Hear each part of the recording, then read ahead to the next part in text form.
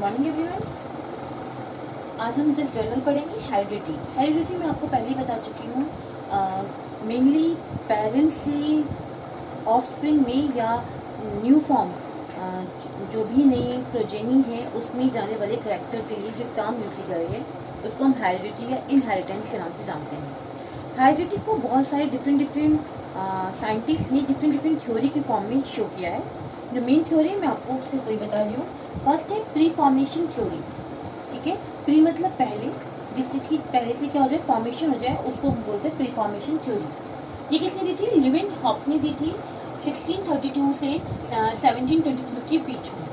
One of the sex cell और gametes either sperm and egg contain within itself the entire organism is perfect miniature form, जिसके लिए term use थी pre फॉर्मेशनिज्म।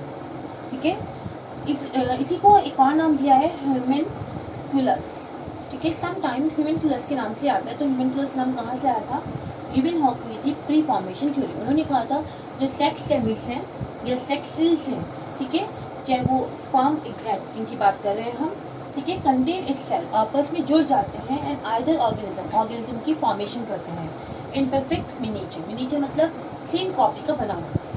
Same इसलिए कहा गया है क्योंकि जैसे दो आँख, एक नाक, एक मुंह, दो हाथ, दो पैर हैं, उसके लिए टर्म करिए मिनीचर, कि उसका एक छोटा सा पार्ट बनाया गया है। ठीक है, मिनीचर फॉर्म, जिसके लिए टर्म की प्री फॉर्मेशन या इसको ह्यूमेनकुलस भी कहा गया।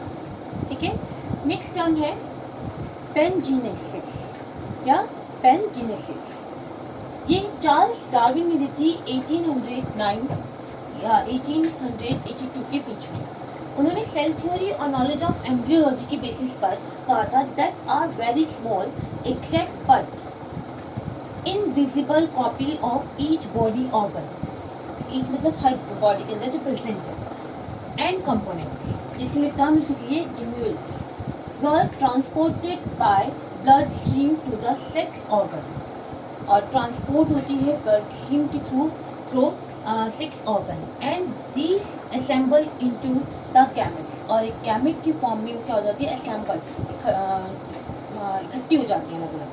Upon fertilization gemmules of opposite sex, दो डिफरेंट सेक्स जब आपस में क्रॉस करते हैं तो फर्टिलाइजेशन की प्रोसेस होती है, सेक्स वर एडेड, दस young one has a blend मतलब मिक्सचर। तो उन दोनों की जो सेक्स ऑर्गन आपस में मिक्स हुए हैं उससे फॉर्मेशन होती है pangene, hence with character of both, जिसके अंदर both parents characters new form में या प्रोजेनी में या ऑफस्प्रिंग में आ जाते हैं। उसके लिए समझ लीजिए पेनजेनेसिस। ठीक है, अब हम बात करेंगे मेन टॉपिक हम आते हैं अपने मेंडल जेनेटिक्स के फादर कहलाए हैं, क्योंकि मेंडल एक ऐसे पर्सन थे जिन्होंने सबसे पहले हमें जीन के बारे में और बहुत सारी चीज़ों के बारे में एक्सप्लेन किया था।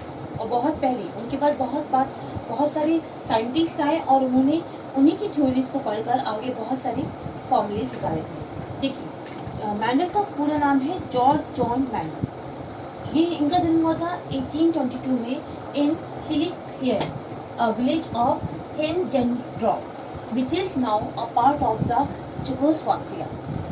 मेनली ये चेकोस्लोवाकिया का एक पार्ट है, वहाँ पर उनका एक विलेज है सिलिसियन, उनमें उनका जन्म हुआ था। After completing his study he return to Brno. ये अपनी जितनी भी इनकी स्टडीज इन्होंने कंप्लीट करी उसके बाद ये ब्रूनो आए, चेकोस्लोवाकिया का एक पार्ट है ये, in 1854 where he continue to work as press की तरह उन्होंने वर्क किया and as a teacher in high school, और एक हाई स्कूल टीचर भी ये रह चुके थे। ठीक है, in 1857 he begin his famous experiment on peas. इन्होंने मटर पर, पीस पर काम किया था इन मोनेस्ट्री गार्डन, उनकी अपनी एक मोनेस्ट गार्डन था वहाँ पर, इन 1856 टू 1863 के बीच में।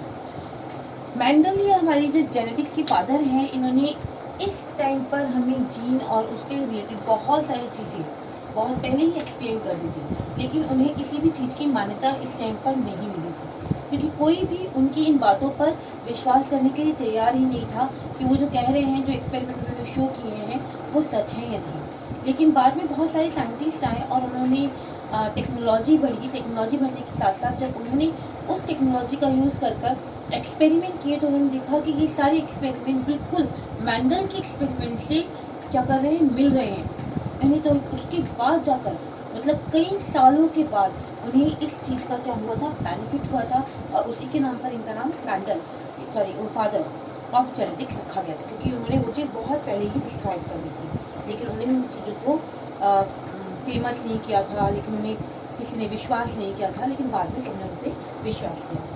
अब मेन बात आती है कि मैंडल ने पी पर ही काम क्यों किया। ठीक है, सबसे इम्पोर्टेंट जो क्वेश्चन आता है कि क्यों लिया उन्होंने पी प्लांट। तो मैंडल एक्सपेरिमेंट पी को साइंटिफिक नेम जो है, बॉटनिकल नेम जिसे हम बोलते हैं, पाइसम सटाइवम बोलते हैं। पाइसम जीनस, सटाइवम उसकी स्पीशीज है। हमेशा जीनस का फर्स्ट लेटर कैपिटल और स्पीशीज का फर्स्ट लेटर स्मॉल बनता है। नॉर्मली आप देखेंगे बुक में कोई भी बॉटनिकल नेम होता है वो हल्का सा क्या होता है, तिरछा होता है, क्योंकि रीज़न है कि बॉटनिकल नेम को हमेशा एक तिरछी उसमें लिखा जाता है, फर्स्ट लेटर कैपिटल जीनस का, लेकिन स्पीशीज का फर्स्ट लेटर स्मॉल। और इनको अगर कभी अंडरलाइन करना हो तो हम हमेशा अलग अलग अंडरलाइन करेंगे, कभी भी एक साथ अंडरलाइन करते हैं तो that is the wrong way. ठीक है, तो इस तरह से इसको लिखा जाता है। अब मैंडल ने क्यों पी प्लांट पिक किया। सबसे बड़ी खासियत थी पी प्लांट की, वो सेल्फ फर्टिलाइजिंग था। सेल्फ फर्टिलाइजिंग की मतलब है क्योंकि उसके प्लांट में ही मेल और फीमेल दोनों गैमेट्स प्रेजेंट थे। दूसरी चीज़, उसका फ्लावर एंक्लोज बहुत पास रहते थे। ठीक है, देखिए सेल्फ फर्टिलाइजिंग था, एंक्लोज था रिप्रोडक्टिव ऑर्गन, जिसकी वजह से बाहर के पॉलन्स उसमें आके क्रैक्स नहीं होते थे, जिसकी वजह से pure line with constant trails. Pure line का मतलब है नेचुरल है, जब दो चीज़ें एक ही चीज़ से बन रही हैं, male gamete and female gamete, और फिर वापस उसी में क्या हो रहा है, आपस में क्रॉस हो रहा है, तो कोई मिक्सिंग नहीं हुई। ठीक है ना, तो मिक्सिंग नहीं हुई तो क्या मिलेगा, pure line with constant trade. Constant का मतलब है कभी वो चेंज नहीं होता था।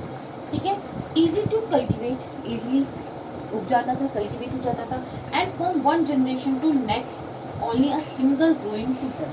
क्योंकि आपको पता होगा पी प्लांट एक पर्टिकुलर सीजन में ही ग्रो करता है, सर्दियों में। मतलब इसकी जो आपको देखने को मिलेगी अब जनवरी टू फेब या मार्च तक आपको देखने को मिलेगी। ठीक है, एनुअल। ठीक है, डिफाइन इनहेरिटेड करेक्टर्स, उसके थ्रू उन्होंने पूरे इनहेरिटेड करेक्टर्स को डिफाइन कर दिया था, एक एक चीज़, जबकि जिसको किसी ने नहीं माना था। ठीक है, इनहेरिटेड का मतलब है कि पेरेंट्स से ऑफस्प्रिंग में क्या हो रहे हैं, जीन ट्रांसफर, करेक्टर ट्रांसफर हो रहे हैं, फैक्टर ट्रांसफर हो रहे हैं। तो इनका डिफाइन इनहेरिटेड करेक्टर, उन्होंने एक एक करेक्टर को इसके थ्रू डिफाइन कर दिया था। Cross pollination and fertilisation can also be achieve easy.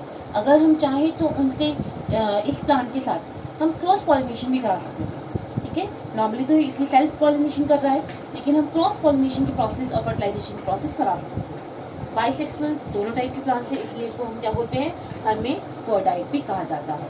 ये बहुत इंपॉर्टेंट पार्ट है कि मैंडल ने पी प्लांट को ही क्यों लिया, बिकॉज ऑफ सेल्फ फर्टिलाइजेशन। दूसरी चीज़ वो क्या था, इजीली कल्टिवेट हो जाते थे, एनुअली होते थे, डिफाइन इनहेरिटेड करेक्टर इजीली। ठीक है, क्रॉस पॉलिनेशन कराए तो वो भी हो सकता था, बाइसेक्सुअल था और हर्मेफ्रोडाइट।